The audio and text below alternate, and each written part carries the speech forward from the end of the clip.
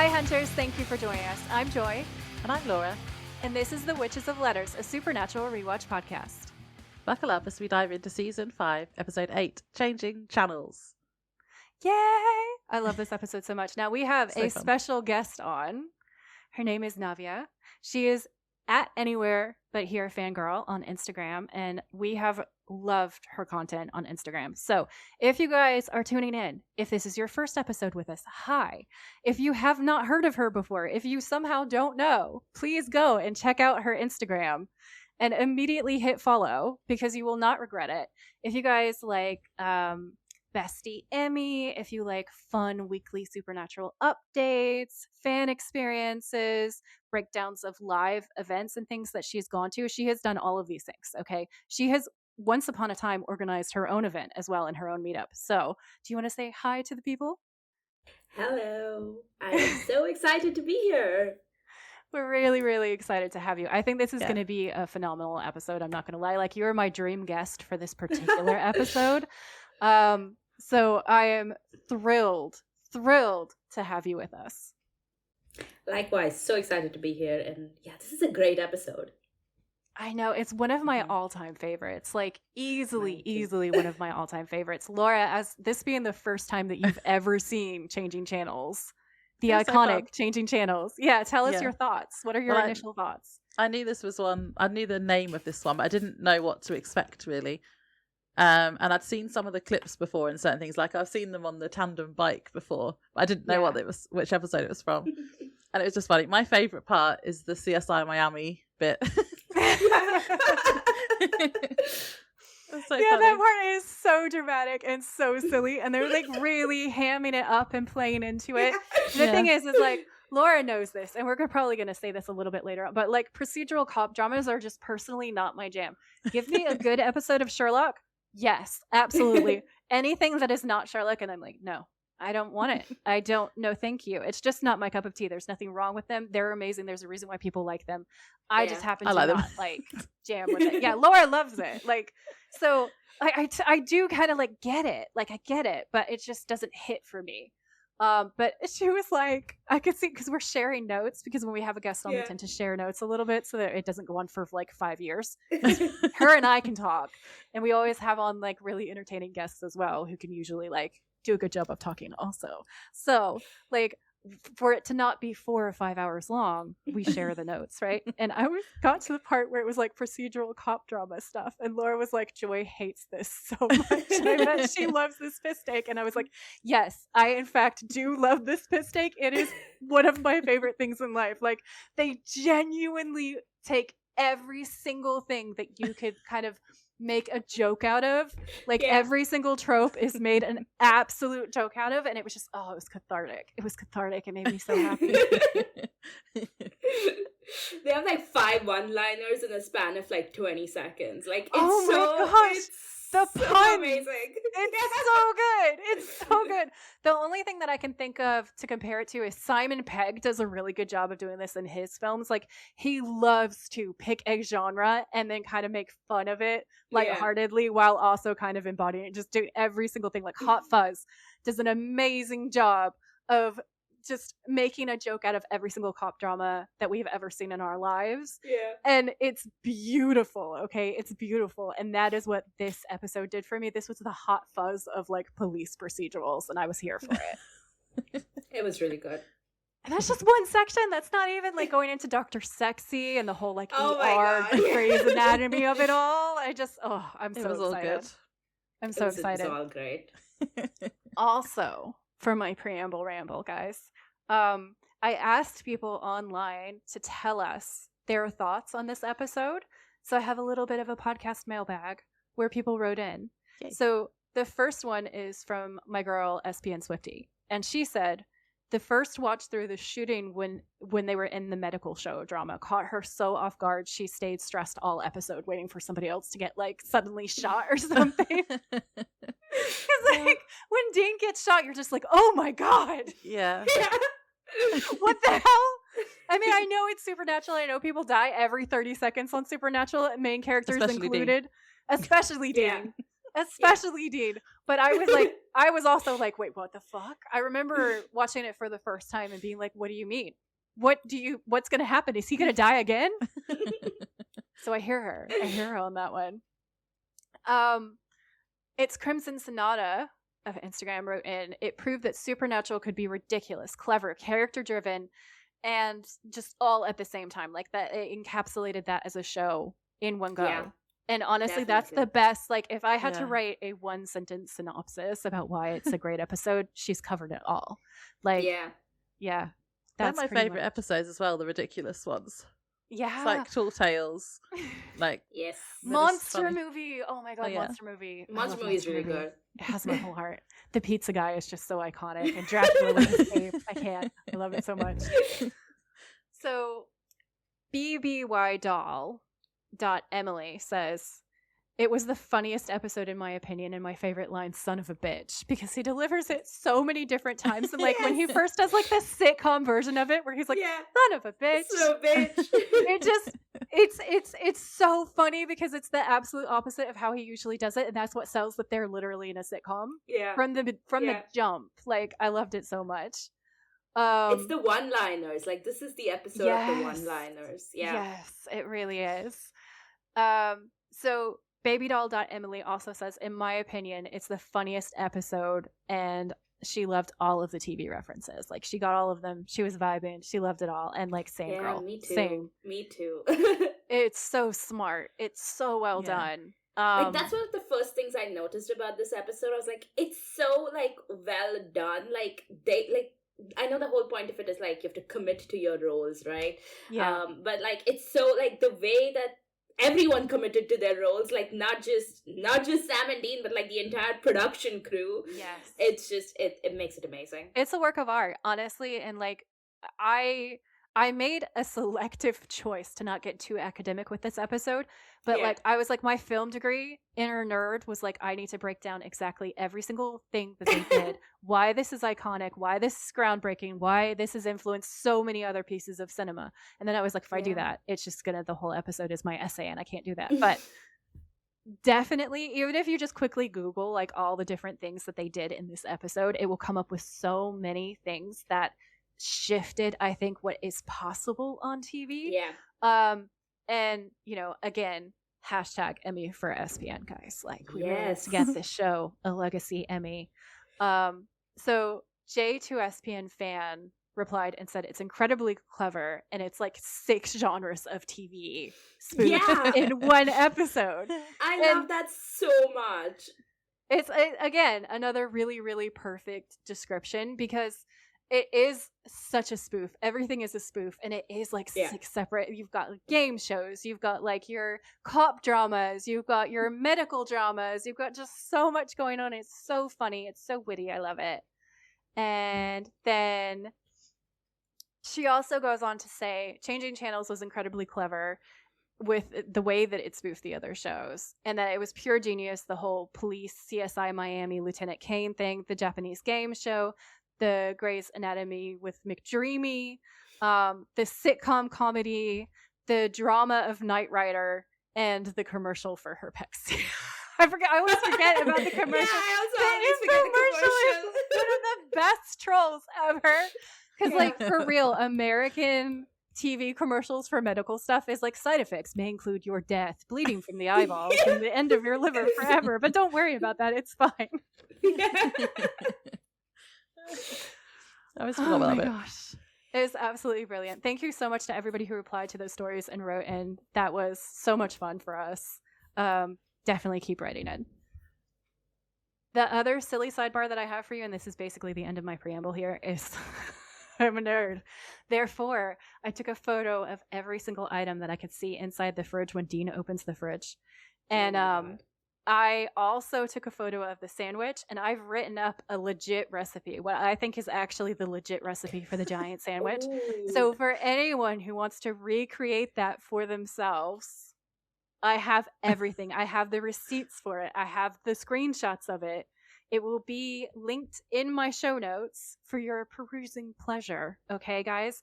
I'm going to suggest that you have friends over if you do the entire thing, because I'm pretty sure that is literally 7 sandwiches. Okay, I counted. Yeah, it's a party sub. It is a party sub. So you're probably going to want to have like a little supernatural watch party with your besties, and then you guys can have a blast reconstructing all these different layers of sandwiches and have a snack and watch an episode or two. It was like a cartoon sandwich. It was a Scooby-Doo sandwich. It is a Scooby-Doo sandwich. Yeah, it is a Scooby-Doo sandwich. It legit is. I was a little bit disappointed that we didn't see him trying to, like, I know it would have been eat it, yeah. But a part of me wants to see him try to unhinge his jaw, like Shaggy, and get this sandwich in. It's so cool because you have these like these movie theaters where you can go for these special screenings and they make the food that you're seeing on screen. Oh, like, yeah, do that I with love the stuff recipe. like that. Yeah. Those are some of my favorite things in the world. Like, you guys were talking about the electrocuted ham in the last episode. Yeah. And I was like, oh, I wish someone should create that. And, like, you should have, like, that as a dinner experience while watching this episode. On, like, an electric grill or something, like, just perfectly cured smoked ham. Yeah. That would be good. That would be really, really good.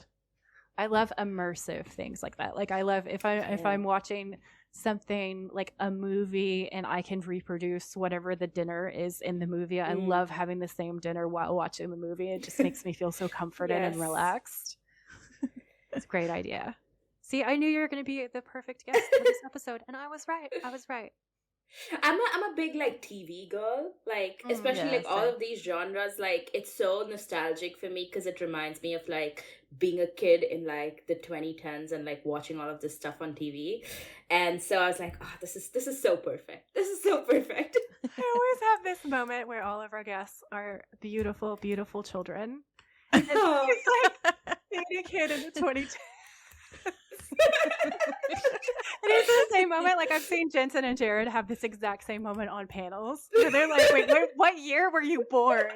And the person's like 2009 or something, and they're just like bended over. Like, yeah, I saw one where someone was like 2014 and or like 20, like it was in 2014 and they were like, I don't know, like 2007 or 8. Yeah. Like, we've been doing this your entire life.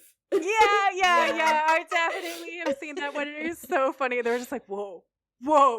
And you can see them have a whole existential crisis. It's great. It's so funny. It's a very wholesome existential crisis, but it's definitely where they're like, what is time? What is the meaning of life? What do you mean for this child's entire life we have worked on this exact same project? And you can just watch them compute that. Do you want to synopsize us, Laura? Yeah. So this is season 5, episode 8, Changing Channels. The original air date for this episode was November 5th, 2009. Sam and Dean find themselves in various TV shows where they investigate a supposed bear attack that turns out to be the work of the trickster. He makes them play along with the characters in each show to teach them that they need to, quote, play their roles, meaning being the vessels for Lucifer and Michael. They play along to survive and manage to stake the trickster, killing him, or so they think. However, when Sam turns into Kit from Knight Rider, they guess they didn't actually succeed in killing him. Dean works out that the trickster might actually be an angel, and they manage to trap him in a fiery oil ring like when Dean and Cass trapped Raphael. And the trickster then informs them that he is in fact the archangel Gabriel. He then discusses his motives for wanting Sam and Dean to say yes to Michael and Lucifer and tells the brothers that they are destined to kill each other. Dun dun dun. I was like, what? I bet. That's a hell of a lore drop in this episode, to be fair. Yeah. This whole thing, the whole Gabriel thing. Now, I remember when we went on Spirits and Supernatural, I think it was Jenny said something, she called him Gabriel, and it didn't click at the time, and I was like, oh, he must just be another character later. And then when I saw this, I was like, ah! And I'd completely forgotten that until that point. Yeah. There's just so many. I can finally post that. Like, there's like this meme of Rich standing in front of a trailer with like all these different things, and it's like Loki, Trickster, Gabriel, and all this other stuff, and it's so funny. And I was like, that's too much of an obvious spoiler, so I better wait to post that until later.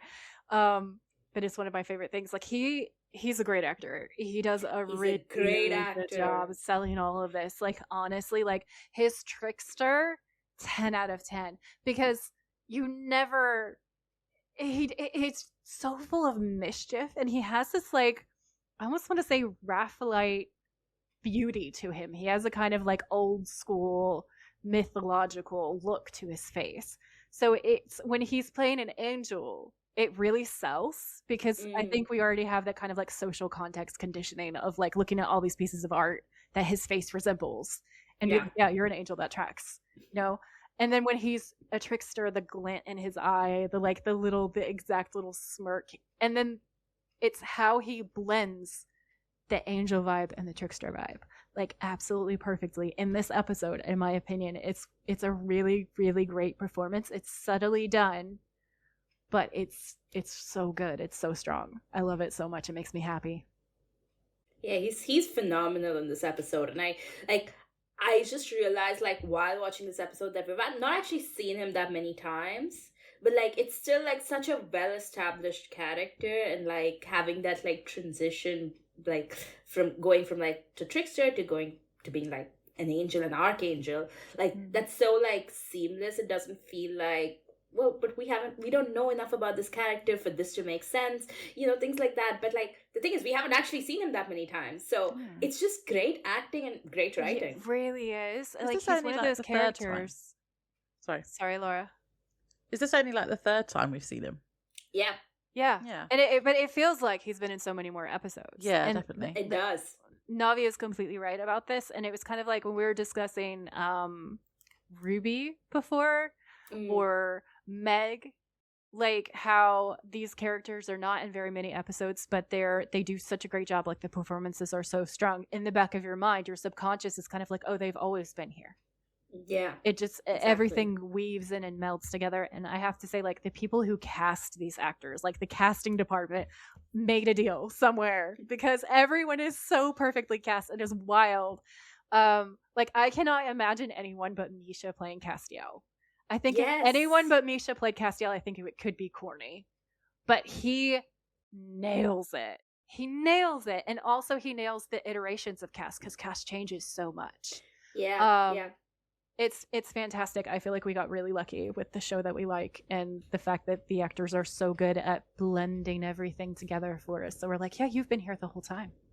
This makes perfect sense. There's this joke that Misha, like the writers kept giving Misha all of these like weird, or kept giving Cass all of these like weird iterations, just to like test Misha's acting range.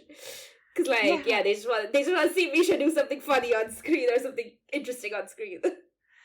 I kind of like, Laura and I have had a little bit of a theory that that the writers get to know the actors well and have sort of slyly incorporated their personalities into their characters a little bit. So I do feel like in Supernatural, like there's more of a blurring between the actors and the characters than there is in a normal show. Like I think there's usually a really strong delineation between like, this is the character, this is the actor.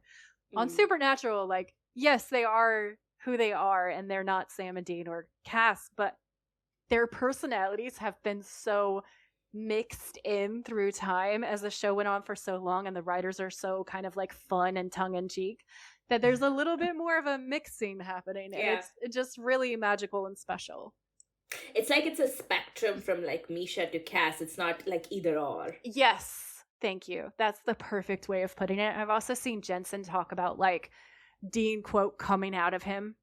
Different points, or like how Dean is like almost like he has these aspects of personality that are really similar. He's spoken about that a few times.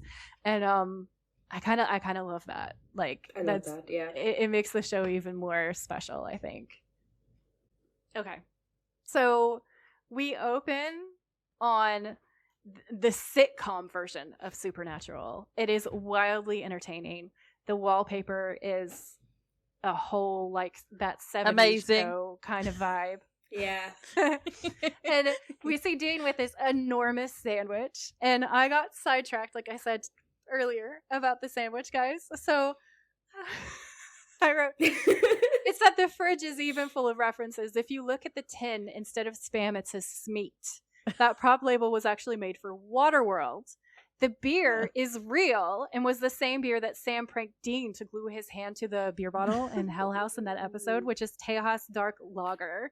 I also spent like 20 minutes looking up everything in the frame. And this is where I tell you guys that I like made the recipe. So again, I made the recipe. You should go and check it out. sidebar that this 70s sitcom wallpaper feels like a personal attack to me. Laura was like, shut up, I love it. The motel this week, do we? No, like it's not the worst ever, but it's a lot for the senses. The sensory overwhelm was overwhelmed. The only thing that room was missing was like a shag carpet. 100%. It really, like a lava lamp in a corner, maybe. Yeah, lava lamp and a shag carpet. Yeah, we're done. We're done. Yeah. I actually think you saying that has made me think. I actually think they were doing like a 70s-ish thing, but it makes me wonder if, because of the giant sandwich, if it was a little bit of an allusion to Scooby-Doo. I think it was an allusion to Scooby-Doo. Yeah, like it really did feel like it was the same like colors, the same like very like psychedelic vibe. Yeah, it's like the colors of the van, wasn't it? Yeah, 100%. Yeah. So Dean closes the fridge after making the truly gigantic sandwich and smiles at it, very happy with himself as the audience claps and cheers. And he says, "I'm going to need a bigger mouth," in the tone of like, funny. "I'm going to need a bigger boat." And I laughed so hard, honestly. Mm-hmm. Laura. Oh yeah. Do you want to tell us what you said about the size of the sandwich? Yeah, I said the sandwich, it looks like it's a foot tall. You might even say it's a foot long and girthy. Nice throwback reference, friend. So Sam comes in and Dean asks what's happening. And Sam's like, "Oh, nothing, just the end of the world." But he says it in a quirky, like funny sitcom-y way. Like Disney sitcom is what it gives. And then he sees Dean's sandwich and frowns, and he's like, "You're gonna need a bigger mouth." Yeah. It's the lighting was very like jarring as well, because usually we're used to it being so dark and dingy, and it's so bright, the sitcom lights. They really committed. Exactly what I mean, right? Like the production team really committed to their roles as well. Like every set piece was like different. Yeah. And like so much like in line with the genre. Like the first thing I wrote was genre bending. Like multiple exclamation points. I was like, I love this. Yeah. No, it is amazing. Like it's the camera angles, it's the style of direction, it's the music, it's like every single thing. Yeah. And you're so right. Like they really, really went all in for the exact genre that they went for. It was like these people suddenly were working on one of those sets, and everyone was great at their job. Because Supernatural is single cam, and for the first one they did it like in the OG like multi-cam setup, and I was like, oh my god, I love this, because I'm a big sitcom girl. I was like, I love this. This feels so like weird and familiar. I was like, I would watch Supernatural as a sitcom. Me too. I want that part. Yes, I want this sitcom. Every single time I see this part of the episode, I'm just like, why didn't you give us more of this? I need more. Yes. I needed a whole Supernatural sitcom, please and thank you. I bet they had so much fun making this episode as well. I get the impression because everyone got to do different things, like the costuming, people, the lighting, like everything. And it was a very contained like cast. Like you just had like Sam and Dean, like occasionally Cass and the Trickster. But yeah, like it's so much focused on like Sam and Dean that's like you don't need like the whole cast to do this. You just need Jensen and Jared, and like they're running with the show. 100%. They're so entertaining, and I think that a lot of the formats that they chose do well with those two centric leads. Like a lot of those things, like you have the medical drama, which can rotate characters a little bit, but you usually have like your one or two central characters for the episode. Sitcom, or like situation, CSI. Right? Exactly. That they've picked really cleverly so that their two main leads work in each and every genre that they take them through, and that was so smart. The writers are geniuses, you know, like sometimes they're my enemies, sometimes they're my best friends, and I worship them, and this is one of those times where I like absolutely worship the writers. They're amazing. I think it's also really cool that they made that choice to just have Sam and Dean in these different genres and stuff, because it like you can then focus on the broader like environment, because if you have too many characters, like there's like it's like jingling keys, you know, you're continuously getting distracted by like all the people and all of their roles, but now it's like you know what Sam and Dean are gonna do, but so you can like enjoy the rest of it. No, I think you covered it exactly, because I think as much as I would love to see Bobby or Ruby, or I mean Ruby's not in it at this point, but like Meg or anybody else, as much as I would love to see Bobby in a sitcom, for instance, it would get really distracting. It would be too much. And I think that it would detract from what they're doing. So that's a really good point. Like, I think it works best because it is really focused on Sam and Dean.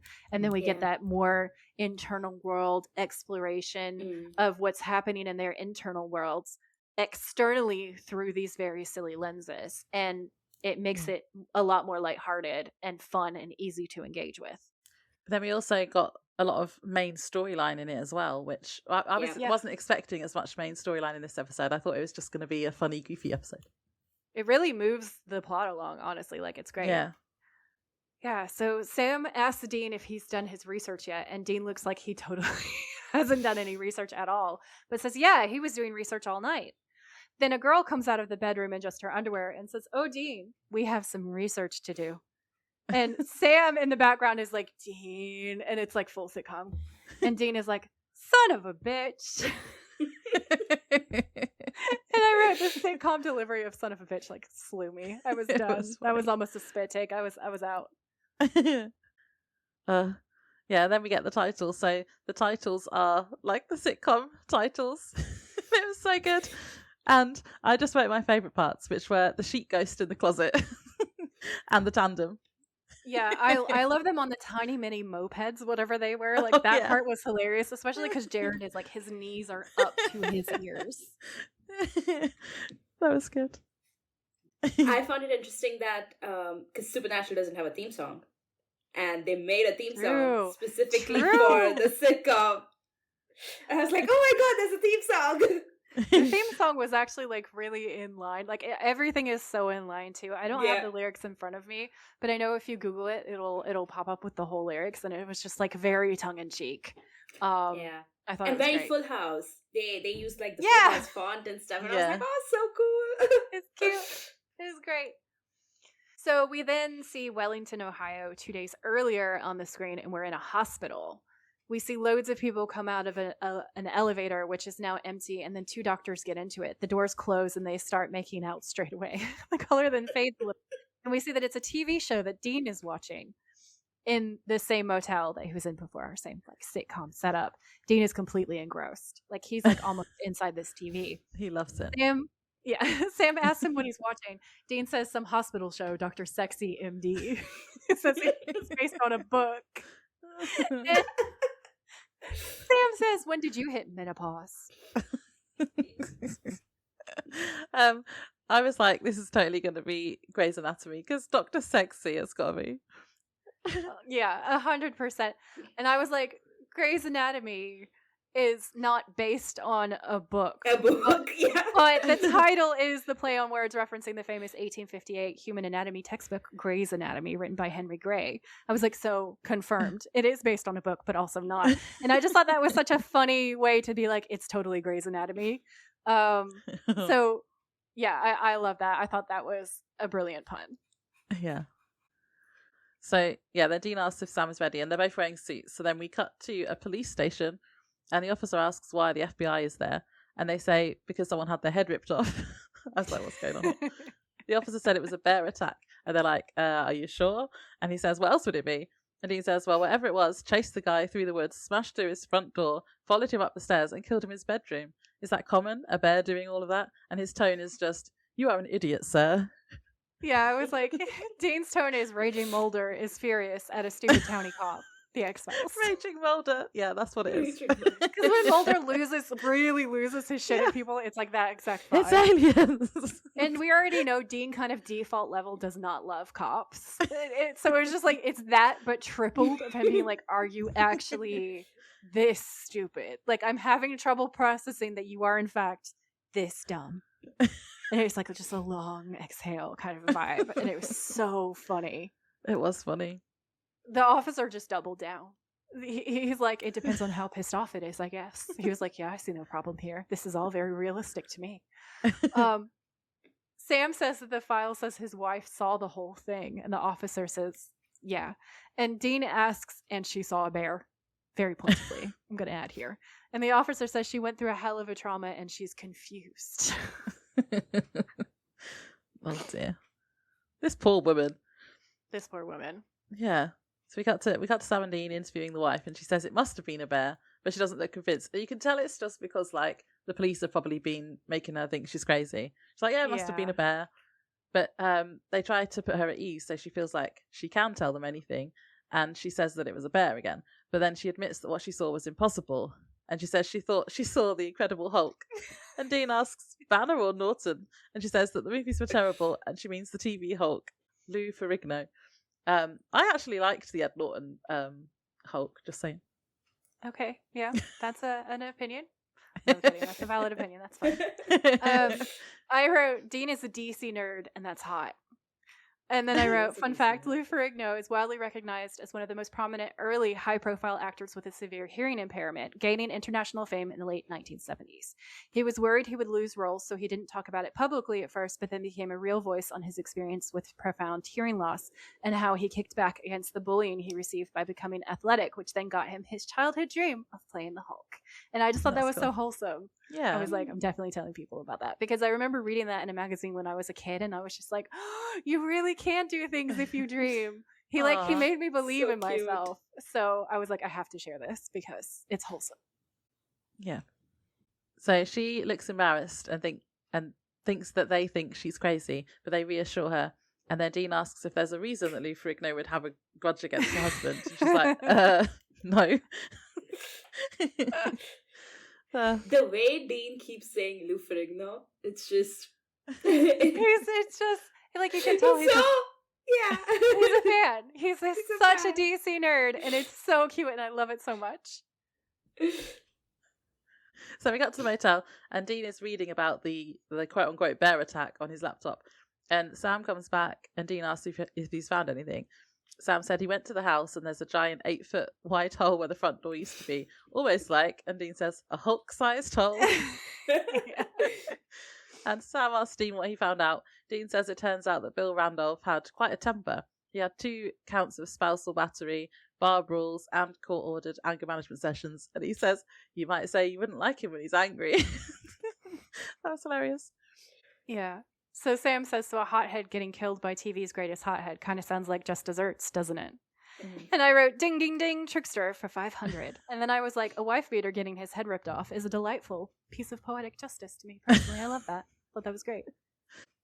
Yeah, that's one of the things that I feel like confuses me a bit, because it's like, yeah, they're all getting what they deserve. So like, you know that it's Just Desserts. So why are you here? Yeah. Yeah, just move on. I'm sure there's supernatural activity happening somewhere else. Let him do his thing. Just let him eat his candy and kill horrible people. It's fine. So Dean kind of snorts, and Sam says it's all starting to make sense. And Dean says, how is it starting to make sense? And Sam says, well, I found something else at the crime scene.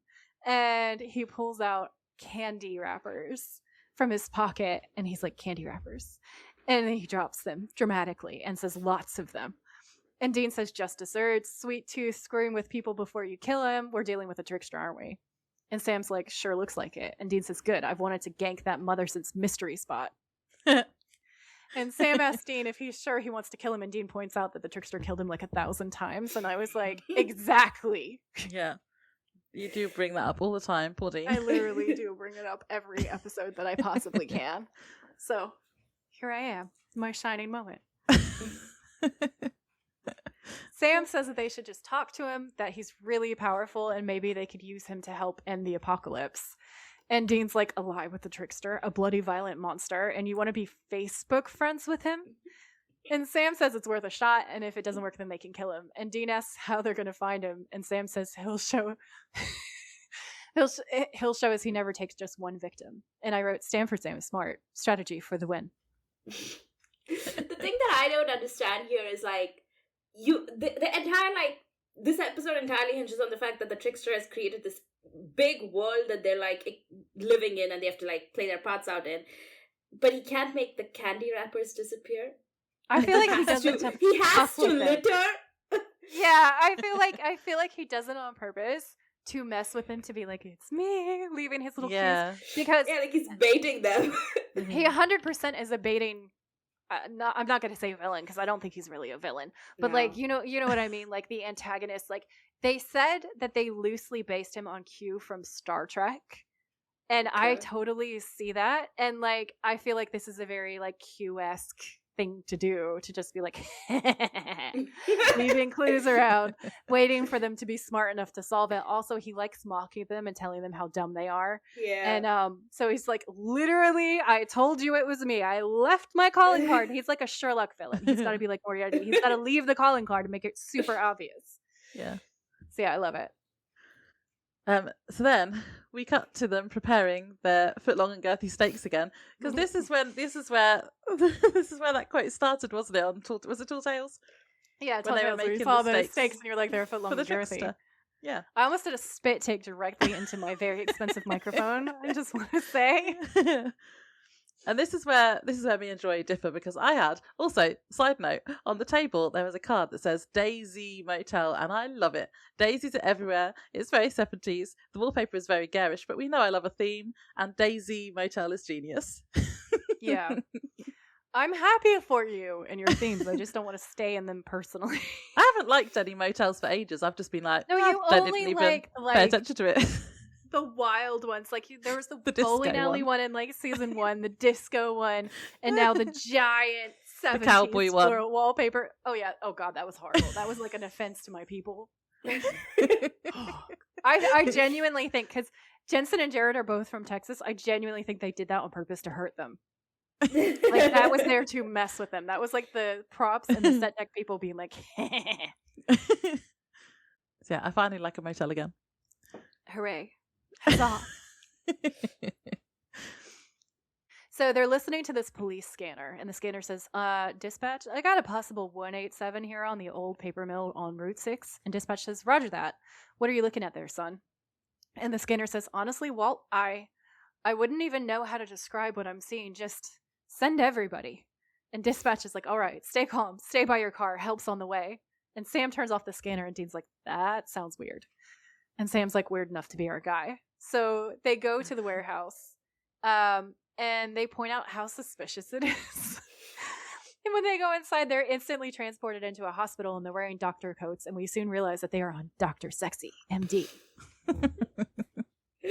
Their what the hell expressions honestly were my favorite thing in life, when they're like suddenly transported, and both Jensen and Jared are just like, what the fuck, as Sam and Dean. Like that is amazing. That was bread and butter to me, honestly.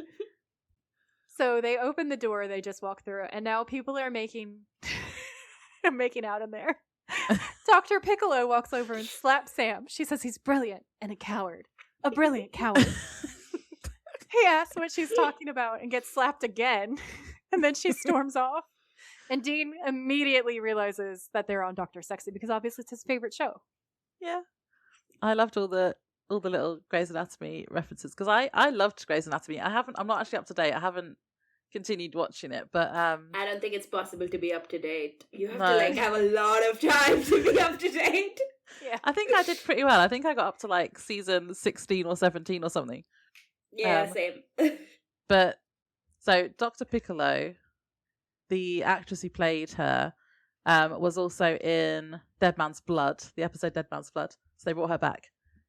She was kidnapped and turned by the vampires. Oh, yeah. Because we were doing these notes, and I was talking about your game, Navya, about how... Yeah. So, guys, listeners, if you haven't played Navya's game yet, the game is basically to look for a guest actor that we don't really see reoccurring as, like, an important role. So, like, we don't see them coming back again and again. They're, like, these one-off bit parts like this one, and finding out, like, who is your favorite of those people for each season, which I think is so much fun. Yeah, it was so cool, because there's so many guest actors. Yeah, and there are loads of people who got their start on Supernatural too, who pop on as these like little tiny cameos, and it's so much fun. I'm still debating, like I think I did write down in one of my notes. I think I might have said it in the episode before this, which hasn't aired yet. Podcast time is strange, but I think I actually answered that question in the episode that's coming out. Or came out when this airs last week, I think. So I don't know. I can't remember what I said, but I remember being so satisfied. Like, yes, this is the perfect answer for me. This was the best guest actor. So stay tuned for that. Or remind me in the comments what I said, because you guys are my external brain. Thank you for doing that for me. So I wrote, Dean just landed in the girliest hospital drama ever, and he's absolutely thriving. And I was like, I don't know why this is a thirst trap for me, but it is. Maybe because he's so adorable, how happy he is. And it's so adorable. Like, it's one of the things that I love about Dean, and as I've seen this point made by this guy, there's a psychologist who reviews different characters and talks about their makeup and stuff, and I love things like that. It makes me so happy. And he talks about Aragorn being a brilliant example of healthy masculinity, how he's like this very non-toxic man, and he has all these great traits and qualities. And Dean isn't always perfect, not gonna lie, I'm a Dean girl, even I will say that. But in this episode, it's so wholesome and cute how he is like thoroughly embracing being in what is basically Grey's Anatomy, and this is like he's living his best life. And so for me, that was a thirst trap, because I was like, oh, you're Aragorn, and I'm so proud of you. He just loves TV, and I love that about him. Yeah, he loves everything that he loves intensely. Yes, I love that Dean is like a soap fan. It's like, it's so cool. Yeah, it's so good. So they theorize what's happening. Dean points out all the different characters from the show, and Sam's like, I thought you weren't a fan. like I thought you weren't a fan, accusing. And Dean then fangirls immediately over Dr. Sexy. And when I say that he fangirls, like his jaw drops. Like one of my favorite screenshots that I see a lot on this episode is just Dean with his jaw on the floor as he sees Dr. Sexy MD walk up. And I was just like, this is amazing. And Sam and Dean dramatically walking around in doctor coats is also hot. Yeah, that's hot. That is hot. But then they see... So one of the people that he points out is Dr. Wang, the sexy but arrogant heart surgeon, and that's basically Sandro's character on Grey's. Yeah, it is. They didn't even bother like masking it that much. No. And then Johnny Drake is basically Jeffrey Dean Morgan's character. Yeah. I love that they had a reference to him. Like the ghost that's like the ghost. One of the nurses is in love with. Yeah. And like and Sam going like, there are ghosts in this show, like why? Oh yeah, there are ghosts in your show. No, it's such a good one. It's just so meta, and it makes me so happy.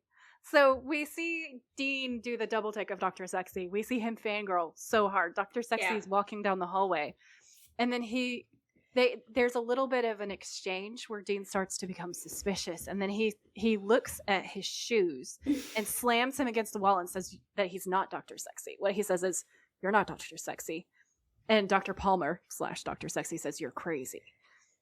And Dean says, "Really? Because I swore part of what makes Dr. Sexy is the fact that he wears cowboy boots, not tennis shoes." That's my favorite. Legitimately delivers this like a teenage girl, okay? And I wrote, see, it's things like this that make bisexual Dean as a theory feel more real to me. Yes. Definitely. I love it so much.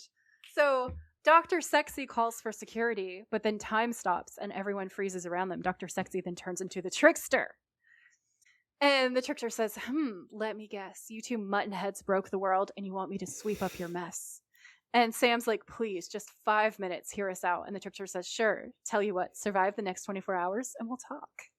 And Dean's like, survive what? The trickster says, the game. And Dean says, what game? The trickster says, you're in it. And Dean says, how do we play? And the trickster says, you're playing it. And Dean's like, what are the rules? And the trickster raises his eyebrows, grins, and vanishes in a burst of static. And then the extras all unpause. It's like, it's too many questions, Dean. And Dean just goes, oh, son of a bitch. But it's giving me, like, if any of you guys are fans of Celtic mythology or Celtic folklore, this is such faith fuckery vibes.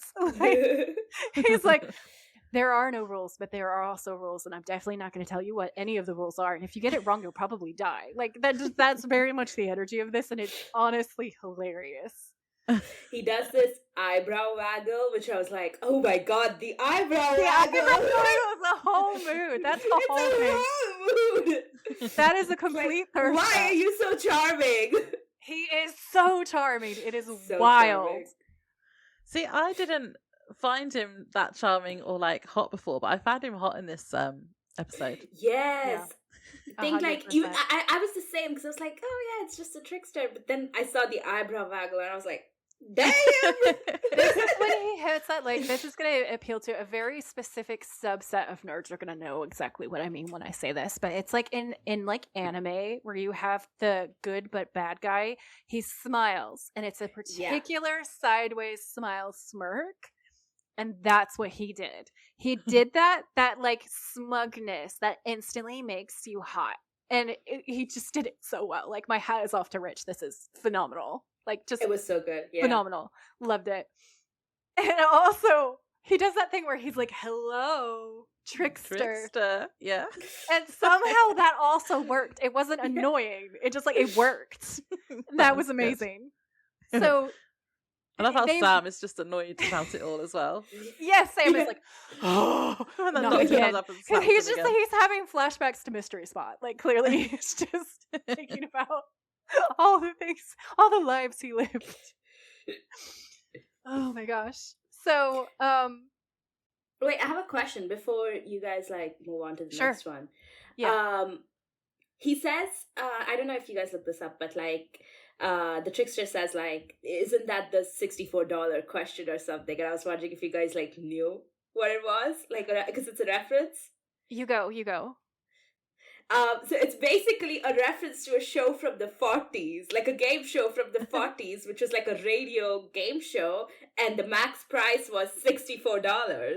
That is so much fun. I love that so much. I love old radio shows. And I was like, that is so, like, that's a deep cut. Because in my head, I was like, I thought it was just a misspoken reference to, like, when they're like, that's the $64 million question, which I guess is what it became over time, but it must have started out as like this back in the day $64 question, and I never knew that. That is great. That is like that. I was like, that's a very specific number. I'm gonna look it up, because I was like, why did he say $64 question? I was like, oh well, this is like a commonly said thing, which comes from this like radio show back in like the 1940s, and I was like, okay, that's a deep cut. Cool. That is a deep cut, and I also love it because things like that, the background of it shows us that I know he's an older character, but it like really heavily implies his age, doesn't it? That he's lived through all these different eras. So that's awesome. Thank you, Navya. That was amazing. That was a good fun fact. Yes, for sure. Okay, I'm going to point out all the Grey's Anatomy references. Now, I did know most of these myself, but I found a comment on IMDb to make it easier. So we have got the background music was a huge part of the show, like all the music. The name of the hospital, Seattle Mercy, instead of Seattle Grace. And it was then Seattle Grace Mercy West. Is that what it was? Yeah. Ended up changing the name. Dr. Sexy is a neurosurgeon, so basically Dr. McDreamy. There's a character named Ellen. So Ellen Piccolo is the doctor, and Ellen Pompeo played Meredith Grey on the show. So that sounds similar as well. And then, the neurotic doctor in love with a ghost. That's the Jeffrey Dean Morgan reference. And and then I've already said the one about the doctor that's basically Christina Yang. And then just all the couples making out in the closets. Yeah, that was definitely Grey's Anatomy. And there's also an episode where an upset husband shoots a doctor, which we haven't got to yet, but we did mention it in the preamble. Yeah. They're the ones that I found. I like it. Great job. Thank you. So I wrote the Grey's Anatomy music in the background is Chef's Kiss, because this entire sequence and through the whole episode, really, they have different like versions of Grey's Anatomy music playing over stuff, and it's amazing. Dr. Piccolo appears and takes another swing at Sam, who ducks. Sam's like, lady, what the hell? And Dr. Piccolo is like, you're a brilliant. And Sam's like, yeah, a coward. You already said that, but I got news for you. I am not a doctor. And then this is when the music changes again, and we get yet more dramatic music. And Dr. Piccolo is like, don't say that. You are the finest cerebrovascular neurosurgeon I have ever met, and I have met plenty. So that girl died on your table. It wasn't your fault. It wasn't anybody's fault. Sometimes people just die. And Sam's like, I have no idea what you were saying to me. And Dr. Piccolo was like, you're afraid. You're afraid to operate again, and you're afraid to love. And then she leaves sobbing. Dean eye rolls so hard then as well. It was so funny. Honestly, their background reactions, 10 out of 10. 10 out of 10. It makes it so funny. So Sam says, yeah, we're getting out of here. And then the guy in the background says, hey, doctor. And Dean stops and turns to him and he's like, yeah. And the man says, my wife needs that face transplant. And Dean's like, okay, you know what, pal? None of this is real. And your wife doesn't need jack squat, okay? And then they ignore him and keep walking. And the music kind of swells. And then Mr. Beale, who's the name of the guy, says, hey, doctor. And then he raises a gun and shoots Dean in the back. And Dean stares at him and then falls to his knees. And then Dean goes, real. It's real. And Sam goes, no. Hey, we need a doctor. Which is so funny because the camera kind of pulls back to show both of them in doctor jacket. It's just genius, like how it's taken the piss out of all the shows like Grey's Anatomy that just have these really outrageous storylines. So yeah, it is great. So Sam has to operate because they're like, doctor, it's you have to do it. So Dean's like, Sam, do something, come on. And then Sam leans over and says, I don't know how to use any of this crap because they've got everything all set up and it's all like fancy medical stuff. And he's like, what the fuck is this? And Dean's like, figure it out. Yeah, he's like, I don't want to die. You figure it out. So Sam's kind of smiling awkwardly, but doesn't do anything. He just freezes while Dean is like low-key bleeding out in front of him. And he's like, Sam, come on, I'm waiting. And Sam's like, okay, I need a penknife, some dental floss, a sewing needle, and a fifth of whiskey. And then they're like, you know how when they're about to do a dramatic surgery, the music changes. So the music changes again. The other doctors look at him and then they look at each other and Sam just screams, stat! And then they suddenly start moving and magically all these things that he's asked for appears because that's how it works. So then we see this mostly empty bottle of Kentucky bourbon and dental floss next to the usual surgical tools. And we see Sam's gloved hands are all bloodied up. I could not get over the dental floss. It's like, what kind of janky ass surgery equipment is this? All the state-of-the-art stuff? No, give me whiskey and dental floss. Dental floss. But also, Dean was on a massage table. Like, he wasn't on he wasn't on a surgical table. Because he has his head through the hole. I didn't even think of that. There's the hole. So we get his reaction. Oh my god, you guys, I laughed so hard funny. I almost can't breathe.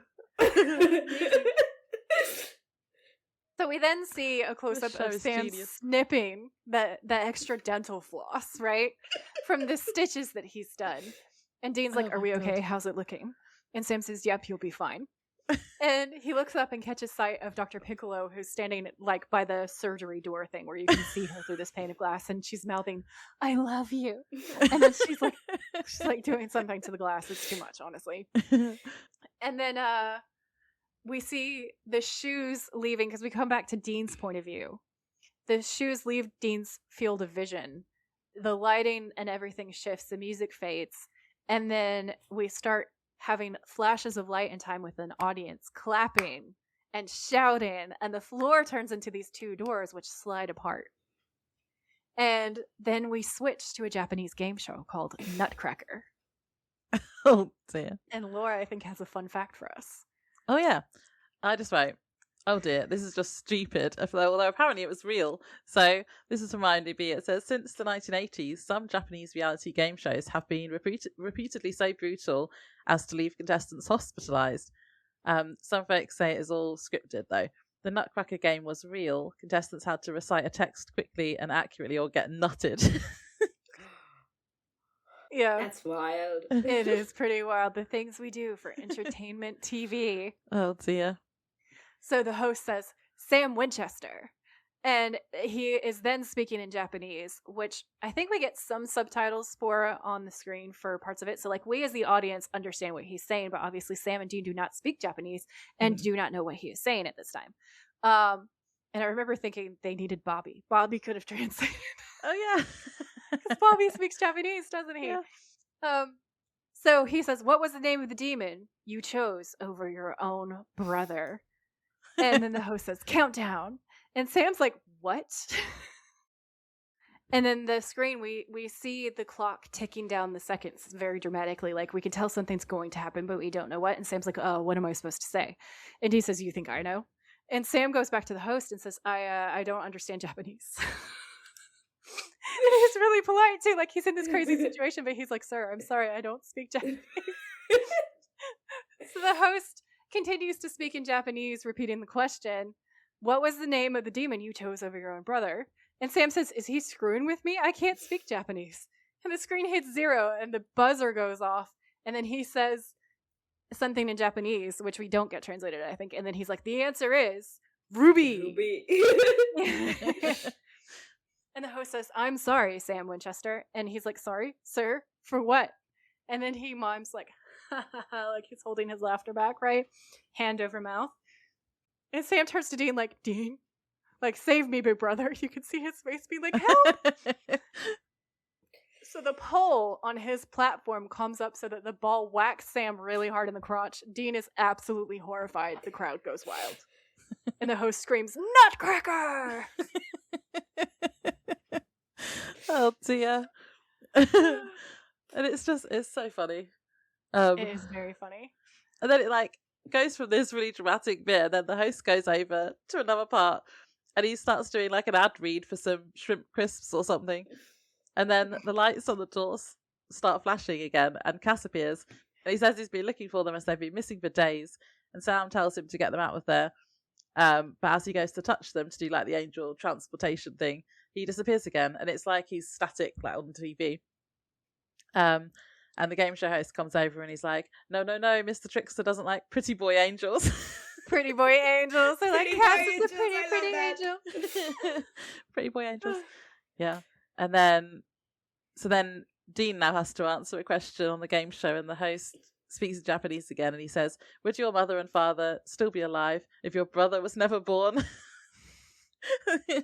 These questions. They panic, and Sam works out that they need to play along because it worked for him on Dr. Sexy MD. And Dean says that he can't speak Japanese though, but when he answers it comes out in Japanese. And then Dean gets announced the Nutcracker champion because he manages to answer the question right. Sam asks how he did that, and Dean says he has no idea. And then Sam reiterates that must be it. They have to play their roles and they'll survive. And Dean's like, but for how long? And Sam says, good question. And this is where we cut to the herpes advert. Yep. Oh my god, that's the best. That ad is the best part. So we see a woman in front of this beautiful lake. It's daytime. She's doing a yoga pose. And she looks into the camera all peacefully and says, I've got genital herpes. And then we cut to an old man sitting on a couch and he says, I've got genital herpes. And then we cut to a basketball court. And there's 4 men playing basketball. One makes a basket. This one turns around. It's Sam looking very uncomfortable. And Sam looks at the camera and goes, seriously? And Dean's like, hey, you're the one who said play our roles. And Sam says, yeah, right. Dean claps him on the shoulder and goes back to playing basketball because he's not having this problem. He's like, fuck you, bro. And Sam turns around to the camera and says, I've got genital herpes.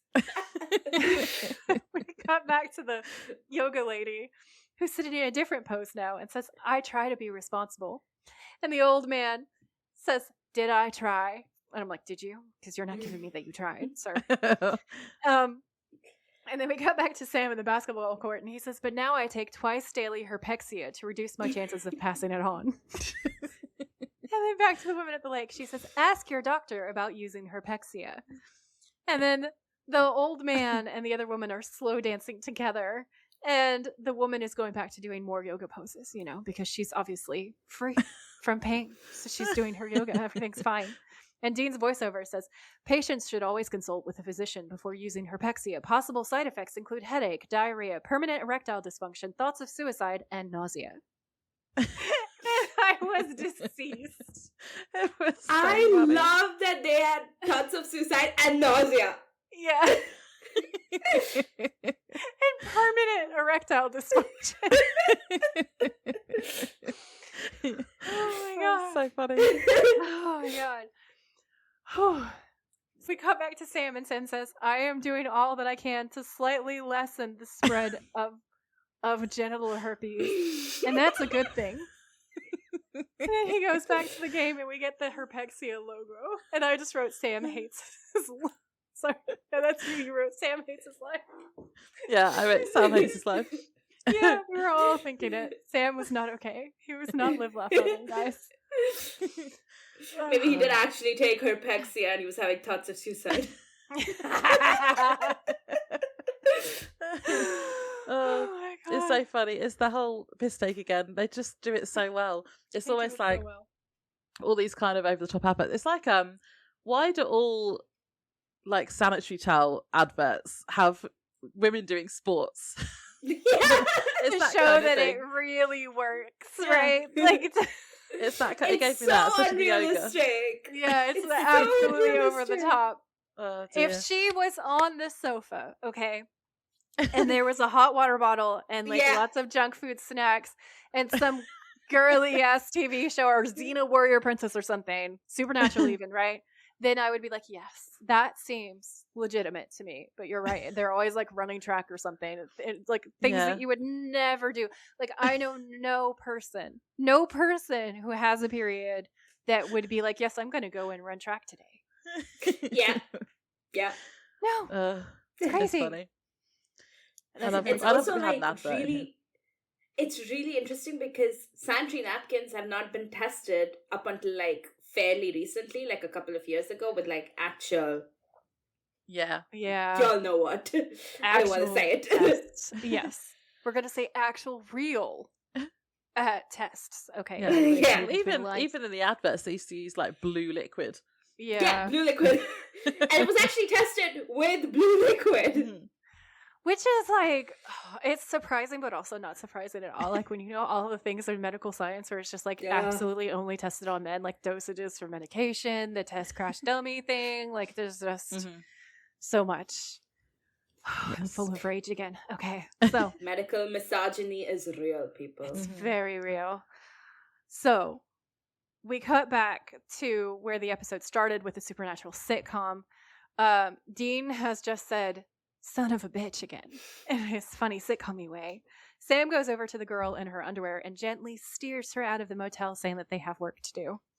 She waves at Dean as she leaves, and Sam shakes his head in disappointment with Dean. They then start talking to each other through gritted teeth because they're still in front of a live audience. Dean asks how long they have to keep doing this. Sam says he doesn't know, maybe forever. And he says they might die in here. And I was like, Sam is legit terrified. Like, Mystery Spot flashbacks are really hitting him hard now. Yeah. The laugh track's still going as well, so the audience can still hear them and they're like laughing at what they're saying. Yeah. And Dean to the audience is like, how is that funny? They're like, we could die in here. And the audience is like, ha ha ha. And Dean's like, what is wrong with you? Yeah. I'd said, this feels mean that they're still, like, the laugh track is still going on. And then when Dean said that, I said, me and Dean are on the same page again. Yep. Twinning. Then Cass bursts in with blood on his face. Dean asks if he's okay. Cass says he doesn't have much time and something isn't right. He says this thing is much more powerful than it should be. And Dean says the trickster, and Cass says if it is a trickster. He then gets flung across the room against the wall. Then the trickster bursts in and the audience breaks into applause. Cass turns and now has duct tape over his mouth. And also that was so surprising. Like I was like, what's happening? The trickster looks at Cass and is like, hi, Castiel, in the tone of like big brother to little brother. Yeah. And Cass looks between him and Sam and Dean looking concerned. And then the trickster waves his hand again and Cass disappears into static once more. Dean asks where he sent him and the trickster says, relax, he'll live. Maybe. Dean says, all right, you know what? I am done with the monkey dance. Okay, we get it. And the trickster's like, yeah, get what, hotshot? And Dean says, playing our roles, right? That's your game? And the trickster says, that's half the game. Sam says, what's the other half? And the trickster says, play your roles out there. And Dean says, what's that supposed to mean? And the trickster says, oh, you know, Sam starring as Lucifer, Dean starring as Michael, your celebrity deathmatch, play your roles. And Sam says, you want us to say yes to those sons of bitches? And the trickster says, hells yeah, let's light this candle. And Sam says, we do that, the world will end. And the trickster says, yeah, and whose fault is that? I was like, Sam cannot get a break. He's never going to live this down. Every single time there's like Castiel last episode was like, you fucking ruined everything, Sam. I hate you. He says, the rage against Sam is real. It really is. I'm just like, whoa. Like, I'm a Dean girl through and through. And people are just so hard on Sam. I'm like, whoa, guys, whoa, give the man a break. So he says, who popped Lucifer out of the box? Look, it started. You started it. It can't be stopped. So let's get it over with. And Sam just glares. And Dean says, heaven or hell, which side are you on? And Trickster says, I'm not on either side. And Dean says, yeah, right. You're grabbing ankle for Michael or Lucifer. Which one is it? And Trickster is like, you listen to me, you line. Arrogant dick. Yeah. I don't work for either of those SOBs. Believe me. And Dean says, oh yeah, you're somebody's bitch.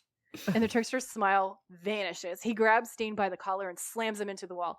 Don't you ever presume to know what I am. Now listen very closely. Here's what's going to happen. You're going to suck it up, accept your responsibilities, and play the roles that destiny has chosen for you. And Sam's like, and if we don't? And the Trickster grins. And he says, then you'll stay here in TV land forever. 300 channels and nothing's on. Oh. He's actually really scary when he's not being the trickster, when he's all like fun and games to start with, but then he's actually really scary. Yeah, when he stops being fun and games, he's terrifying. Yeah. I wrote in my notes here, this is my initial notes on my initial watch. Why does the trickster want them to say yes to Lucifer or Michael anyway? Because I didn't know the twist yet, obviously. It's really interesting because there's this moment where the trickster is like going on about like, you gotta play your roles, and then you can like see Dean shift, like you can see like the cogs turning, and he's affiliated with someone, like yeah. Whose ankle are you holding? What did you say? You're holding grabbing ankle for. You're grabbing ankle. Yeah. Yeah. It's like a choice statement. Yeah. Such a Dean line. It really is a Dean line. So we then cut to my favourite part of this whole episode. There's a crime scene, and Sam and Dean are dressed like David Caruso in CSI Miami.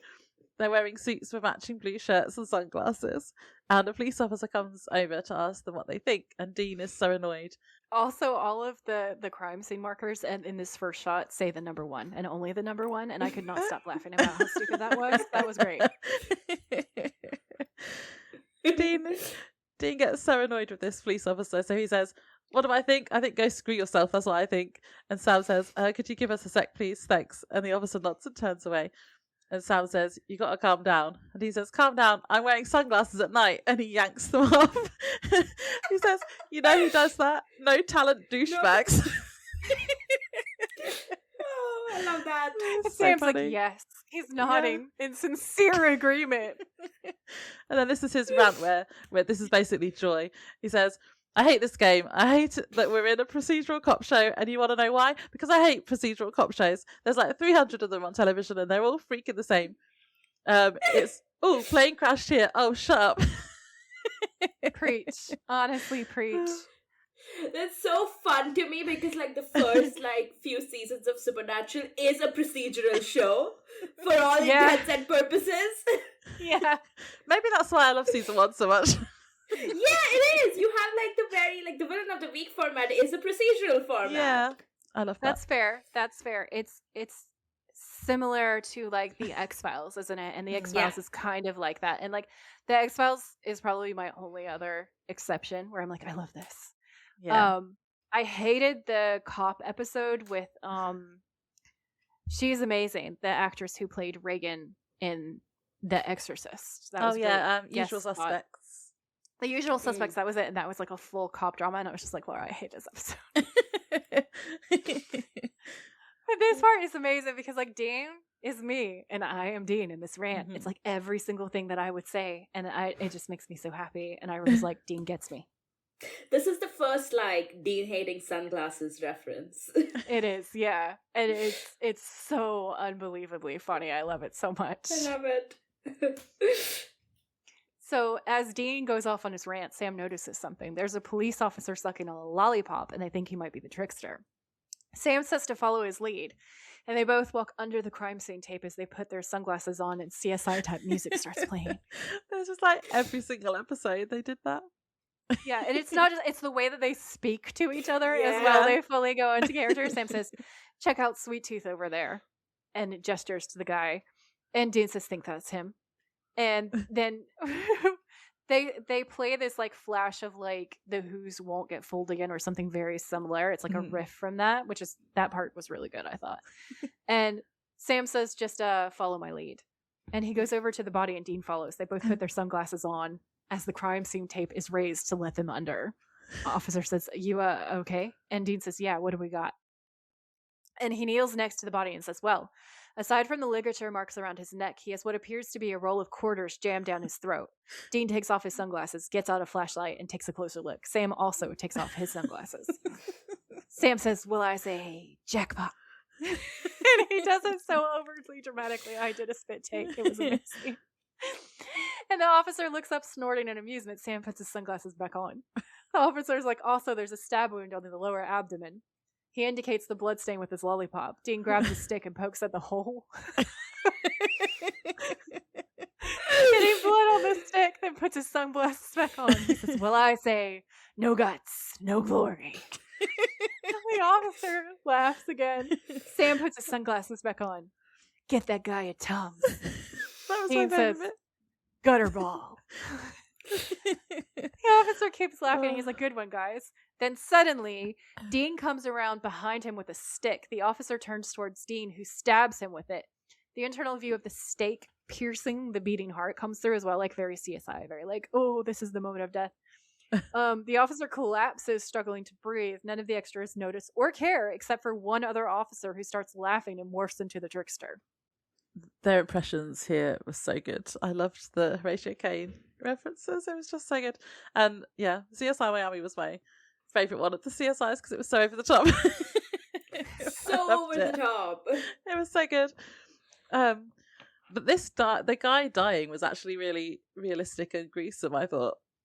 He's like spluttering. I felt really sorry for him. Mm. They're just like, whatever, another casualty. Especially because it's like, not actually a trickster. Like, they just killed someone. Casual murder. Another Tuesday. Yeah. So then they turn around because the trickster is like laughing and Dean's like, oh no.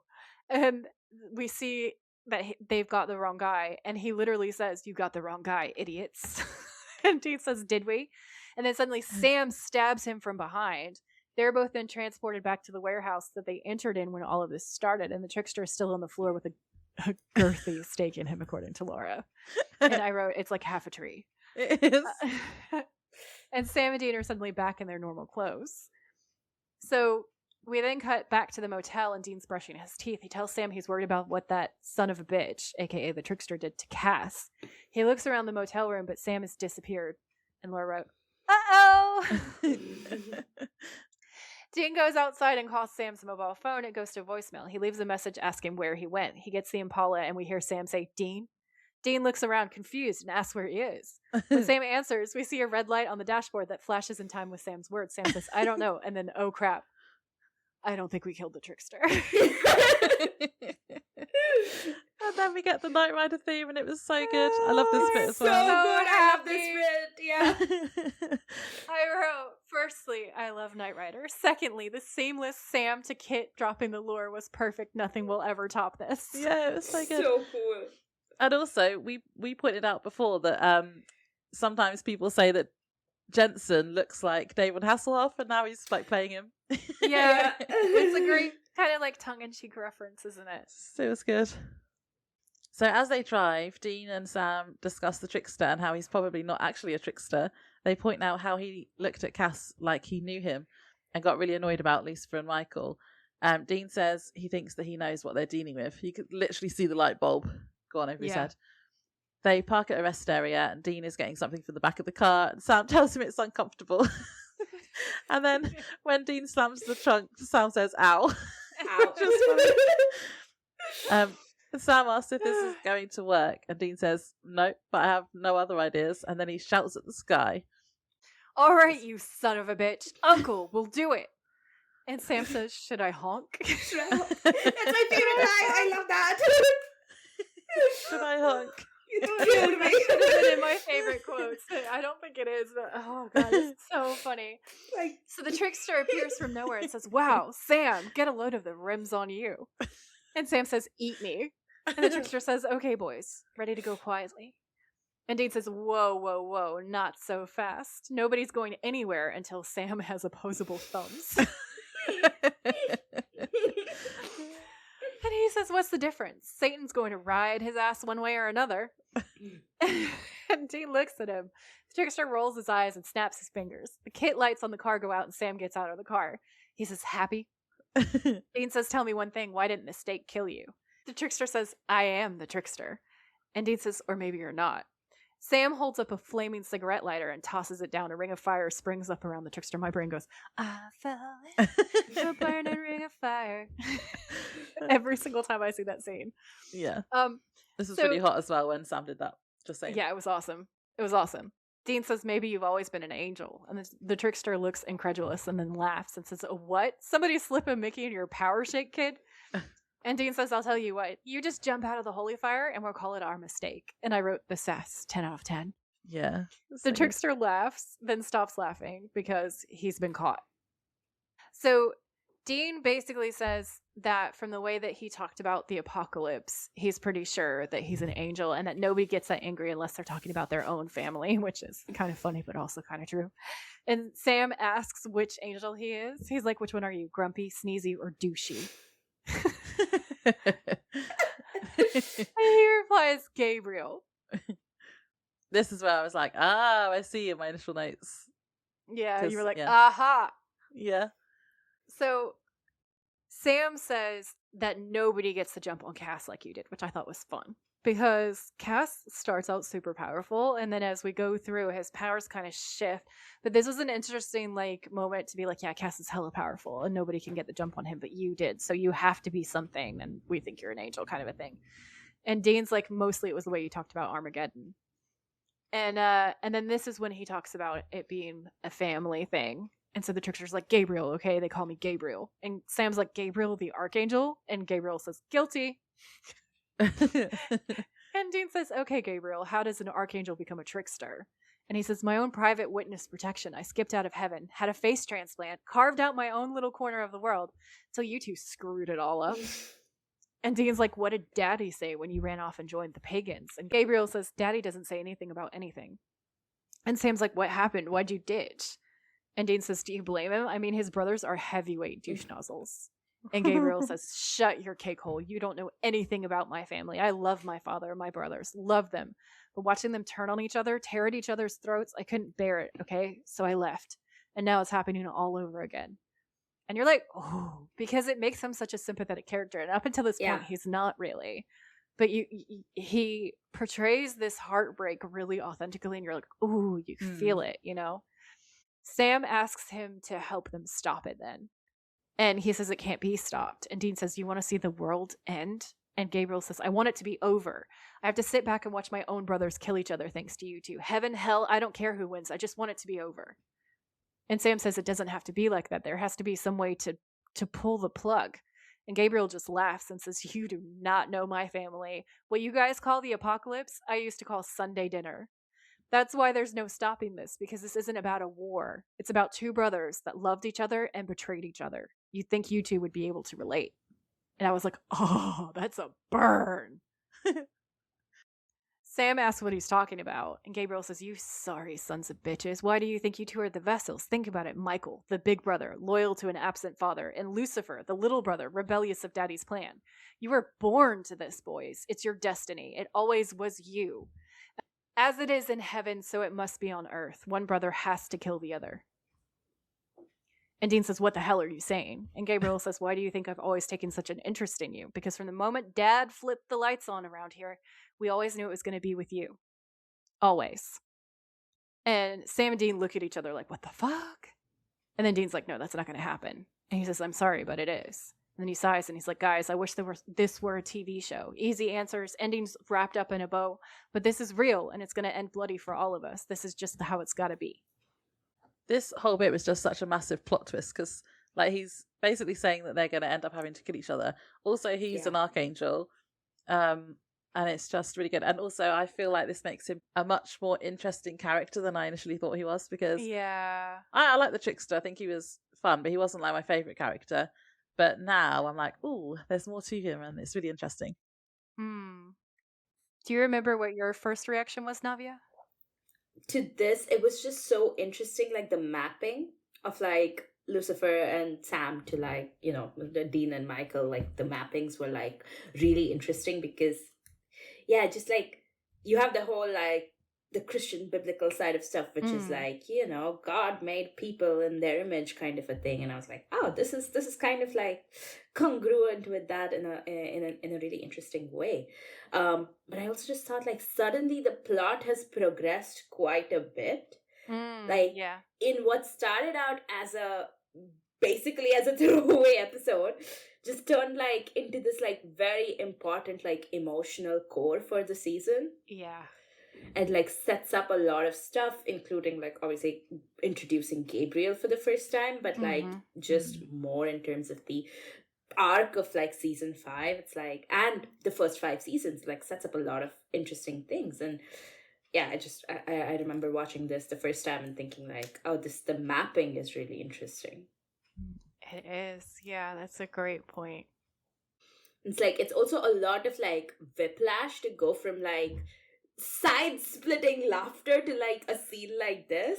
But it happens so seamlessly, you don't really like feel it. But like, I don't know, like 2 seconds ago we were like doing Kit and Knight Rider. So they were literally making butt jokes. And Sam was actually a car. Yes, and now we're at the apocalypse again, and like family dynamics that like rip your heart out. It is wild how well they managed to integrate those two things. Like that is because really you have great like writing. You have an absentee father, which is also very interesting because like Castiel is going around looking for God, and which is also something that comes up in this conversation, which I also find really interesting because like they're reminding you that Cass is like out there looking for God, the same way Sam and Dean were looking for John. for John in the first season. Yeah, that's a really excellent point. It kind of makes it feel like Cass is like a Dean character and Gabriel is like a Sam character. He's like the one who is just like, no, I've had enough of this. I'm out of this toxic dynamic. Whereas Cass is like, Daddy, save us. I feel like Supernatural does that so well though, because I've only seen up to here, but we've already had episodes where it's really funny and then really emotional within like split seconds, and it's so good. They do it so well. Yeah. Honestly, my personal favorite genre is horror comedy. And I think it's my favorite genre because it feels the closest to real life to me. Like, life is horrible. It is also breathtakingly beautiful and side-splittingly hilarious. And I think that one of the reasons why Supernatural can feel so real is because the writers, the actors, everyone has done such a great job of encapsulating that energy into episodes like this that it just feels more real. It feels kind of seamless. And I think it's one of the reasons why this show has really stood the test of time. Yeah, for sure. So then we hit the next scene. And Dean demands that Gabriel brings Cass back. And all the Cass girls go, yay! Yay! And he says, so boys, now what? We stare at each other for the rest of eternity? And Dean says, well, first of all, you're going to bring Cass back from wherever you stashed him. And Gabriel says, oh, am I? And Dean says, yeah, or we're going to dunk you in some holy oil and deep fry ourselves an archangel. I was like, the imagery. Yeah, it's amazing. Gabriel snaps his fingers and Cass appears. And Dean's like, Cass, you okay? And Cass is like, I'm fine. Hello, Gabriel. And its tone of like, fuck you, brother. So funny. And Gabriel goes, hey, bro, how's the search for Daddy going? Let me guess, awful. And Castiel just glares at him like if he could make him explode with the power of his mind, he would have been exploded. It is so unbelievably funny. Dean says, okay, we're out of here. Come on, Sam. And then he turns and walks away. Poor Cass as well, though. He looks so, like, he's beat up. He looks worse for wear. Yeah. So like cuts on his face and stuff. It's so sad. Yeah, it really is like Big Brother and Little Brother have been scrapping and Little Brother has not been winning. You're just like, oh, Cass. Yeah. So Gabriel's still still sitting there in this ring of fire in this empty warehouse as they're all walking out, and he's like, okay, guys. And Sam's following Dean out, just ignoring him completely. And he's like, so what, huh? And Cass follows Dean out, and they're all like, all three of them are like leaving. And Gabriel's like, you're just gonna leave me here forever? And Dean stops at the door and kind of looks back and says, no, we're not. Because we don't screw with people the way you do. And for the record, this isn't about some prize fight between your brothers or some destiny that can't be stopped. This is about you being too afraid to stand up to your family. And I wrote, and that's the moment that Dean Winchester saved the world. That was like the ultimate thirst trap for me. That was number definitely one. a thirst trap. But number two, like Dean, when he gives moving speeches, gives like the moving speech to end all speeches. Like he really truly influences celestial beings. And you can see on his face that like there's a moment where he's like processing what Dean has just said to him. It's like, fuck, you might be right. Like you can see it kind of slowly filtering through. Dean pulls the fire alarm. Gabriel looks up and the sprinklers go off and he says, don't say I never did anything for you. And then he walks out all dramatic and hot. Yeah. Gabriel so glares. This line, the don't say I never did anything for you, is that a One Tree Hill reference? Oh my god, it might be. Because I was like, oh, is it the Nathan and Haley thing? Like, don't say I never gave you anything. Because it's so close to it, it feels intentional. I can totally see that. I hope so. I love that. Okay, guys, if you're listening to this episode, comment on Spotify or wherever you're getting your podcast. But just, we see it on Spotify a little bit more because Laura sees the Spotify. Okay, just comment a tree emoji if you agree with Navya and you're like, oh my god, it is a One Tree Hill reference, so that we can see how many people are like, oh my gosh, it is though, because that's always fun for us. Yeah, this whole thing is just like the references are amazing. The way that Gabriel is just glaring and they just fucking walk out and leave his ass. And it's so anticlimactic considering he's such a powerful being. Like, Gabriel at this point in the show has like god tier powers. Like, he can alter reality by snapping his fingers together. Yeah. And so, like, him just standing there under a sprinkler looking dejected. And that's the end of the episode. After getting his ass handed to him by Dean, like, being like his therapist and being like, you just need to get over your family issues, and that's the real core of this issue. I kind of think they should have left him in there because he's so powerful. He's clearly going to come after them again. They should have left him. But yeah. And then right at the end, they then go outside to the Impala again, and as they're getting in the car, Dean says that he wishes he was on a TV show, and I wrote, who's going to tell him? It's so funny. Such a good episode. So funny. Amazing. So what I noticed was on the inside of the door and on the outside of the door, they painted the number 4 in really big, bold letters. And it was clearly something they did on purpose because it doesn't match anything else to do with the building. Like, it was obviously something that set decoration did. And I was like, okay, let me look this up then.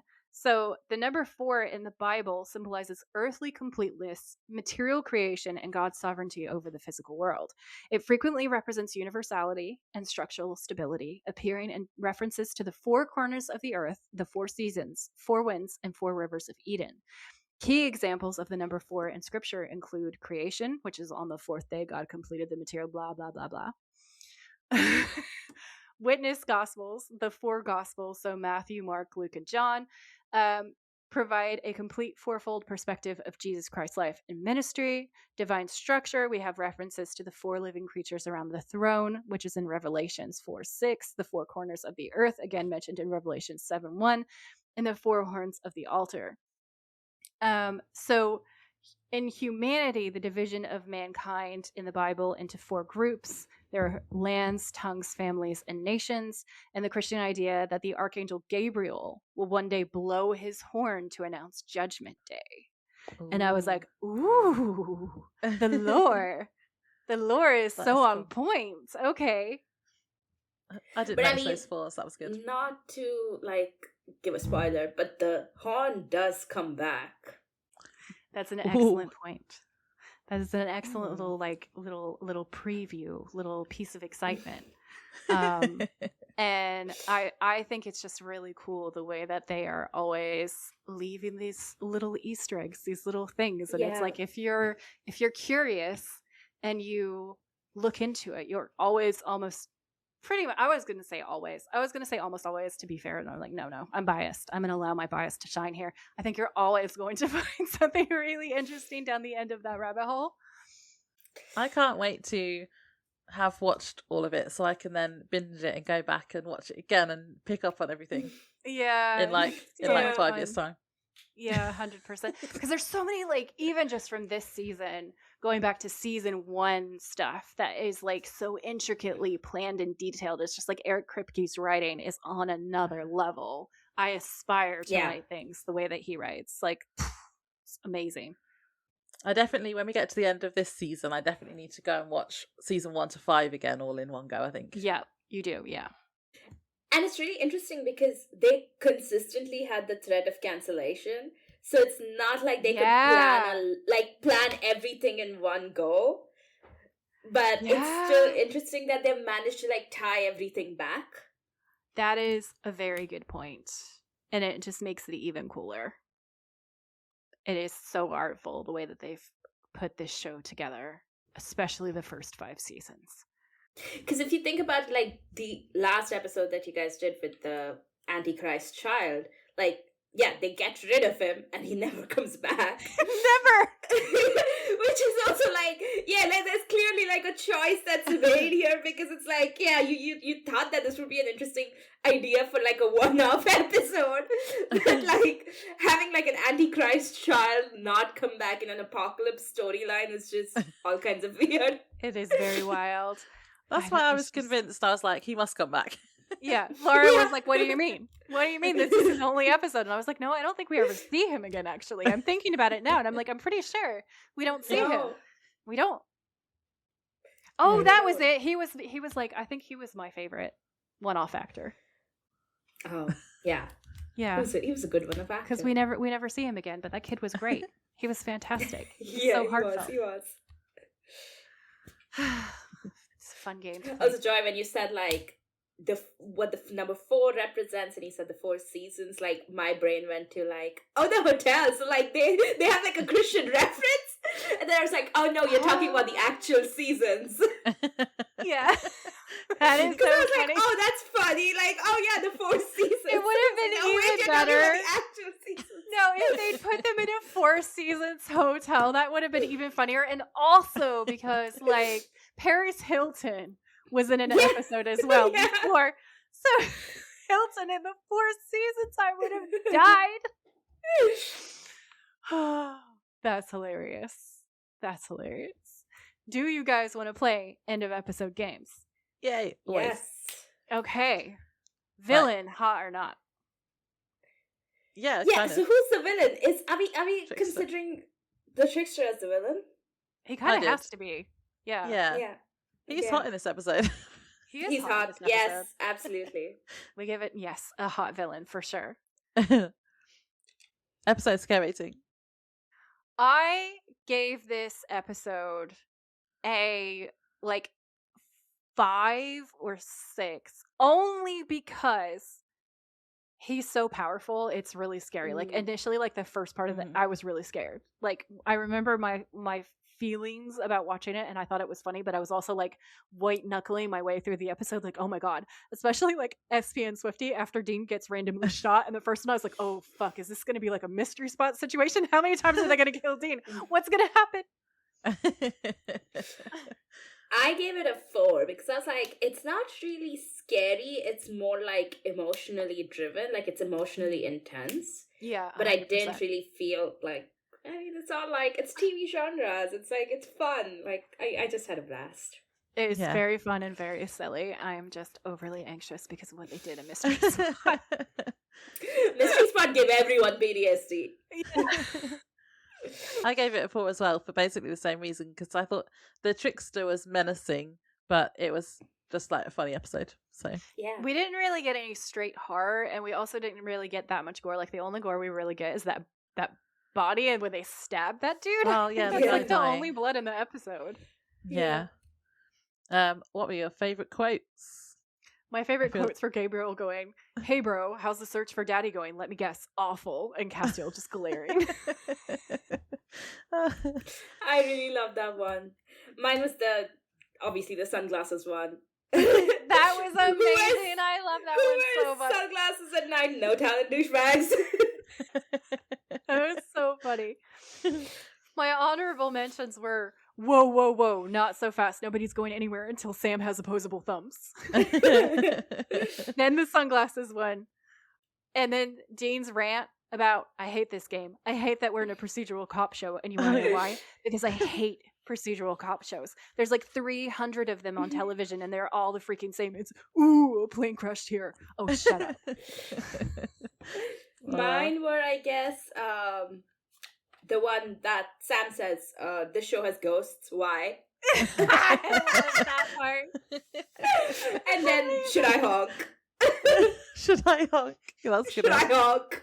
That's the best. I had Dean saying, you might say you wouldn't like him when he's angry. The trickster saying, hello, trickster. Sam saying, which one are you, grumpy, sneezy, or douchey? That's good. And then I think my favourite was Dean at the end when he says about, oh, we're going to dunk you in some holy oil and deep fry ourselves on Archangel. That was amazing. The imagery on that one, amazing. 100%. Thirst traps. Ooh. I really liked. You put this too. So, like, spoiler alert, both of us said staking the trickster, and I was like, it's the way that they do it in perfect unison, and that it was clearly a plan. But you don't know that it's a plan, and when they do it, it's so smooth and flawless and effortless. I was just like, oh, that's hot. Yeah. Dean fangirling over Dr. Sexy. Thirst trap. And then when they're leaving and Dean gives the whole "you just can't get over your family issues" speech. Yeah. That was also a thirst trap. That was the ultimate thirst trap for me. That was number one. That was pretty good. Mine was the first time Cass comes like looking for them, like, you guys have been gone for days. That was like great. Yes. So yeah. like so like underrated, but like so good. Is. No, you're absolutely right. And then the eyebrow waggle, obviously. That was also amazing when he's like, yeah. so good. The only other one I had that no one else has said yet was Sam throwing the lighter onto the oil to trap the trickster. That was good. That was that was amazing. That was really, really smooth. I also really like a little bit of a Cass thirst trap is when Gabriel is all sarcastic to Castiel. It's like, how's your search going? And Castiel looks at him like he wishes he would die. That was also kind of a thirst trap. Yeah. That was also really good. Angry Cass is hot. Yes. Yeah, do you when one of the thirst traps I had of Cass before Navya was you know the episode where I can't remember the name of it, but it's when Bobby is first in the hospital and Cass comes like walking down the corridor in the hospital. Oh yeah. That was, for me, it's going to always be the barn scene. Nothing will ever top the barn scene. That is the hottest Castiel thirst trap, in my opinion. That is also the only barn scene that I acknowledge. MVP. It's got to be Dean. Dean saved the world by sassing an archangel while also being hot as fuck. Dean. And also being the biggest, like, soap nerd. Oh my god, yes. That just adds to it. 100% yes. Yeah, and because of that, he kind of worked everything out. Exactly. It was a skill set. Right. Motel rating 5 out of 5. No. Put it on the road trip immediately. No. She wrote that and I wrote crying laughing emoji. No, absolutely not. 2 stars. Disney threw up in here. Disney threw up in there. I gave it a 3.5. It's not bad, but it's not the best. No, I mean it didn't actively make me want to claw my eyes out the way that that's true. Have, but it was also a lot of neon green and flowers the size of my torso. You know, it was just doing the most. The themed ones usually seem clean though. It feels like a Florida motel. Like it I can't does. explain it, but yeah. No, I have the authority. As a Floridian, yes, it does. You nailed it. That is like a Disneyland, Florida tourist trap kind of a feeling. It's like a Super 8 next to like She got it. That's what I'm it not. is. I'm not It's hearing Super anything 8. wrong with any of these points.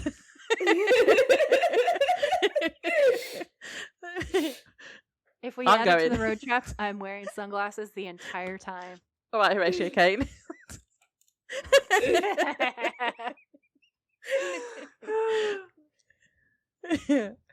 So yeah, that's the That's episode. the episode. That was such a fun one. Yay. Amazing. That was so cool. Thank you so much for coming on, Navya. That was as good as Yeah. I thought it was going to be. That lived up to the hype of my mind. I am thrilled. I am delighted. Come back anytime. Yeah, That was definitely. amazing. I had a lot of fun. Yay! And listeners, if you want to write in on Spotify, if you enjoyed having Navya on and you would like her to come back, you want to request her to come back, write that comment in there Please so that do. we can be like, hey, hey, come on over. Watch this episode. Yeah. Do you wanna? Have you got anything to plug, Navya? Do you want to, or like what your handles are and stuff? Yeah, just it's anywhere but here Fangirl on Instagram and also on YouTube. So go find me. Excellent. Very good. Very good. I'm sure they will. All right. Well, thank you everyone so much for listening to this episode. Navya, thank you again for coming on. We had the time of our lives. If we missed any points on changing channels that were your particular favorites, or if you have anything else you want to say, you can always write it in the comments on Instagram or here on Spotify, and we will always reply to you. We love hearing your thoughts. We love having the mailbag, so make sure that you stay tuned for our stories on Instagram if you want to get your say in on the podcast. And we'll catch you in the next one. Bye! Bye. Thanks for tuning in. If you like this episode, please rate, review, and subscribe. We would be very grateful. And if you know someone who would enjoy it, please share. You can find us on Instagram at the Witches of Letters podcast, or you can email us at thewitchesofletters@gmail.com. Until next time, stay safe out there, have each other's backs, and always keep fighting.